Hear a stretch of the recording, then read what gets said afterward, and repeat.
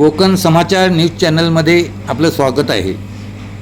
भारतीय जनता पार्टीच्या स्थापना दिनाच्या निमित्ताने भाजपा नेते तथा खेड नगर परिषदेचे माजी नगराध्यक्ष ॲडव्होकेट वैभव खेडेकर यांच्या माध्यमातून घेण्यात आलेल्या नेत्र तपासणी शिबिरामध्ये आढळून आलेल्या मोतीबिंदू रुग्णांच्या डोळ्यांची मोफत शस्त्रक्रिया इन्फिगो आय केअर्स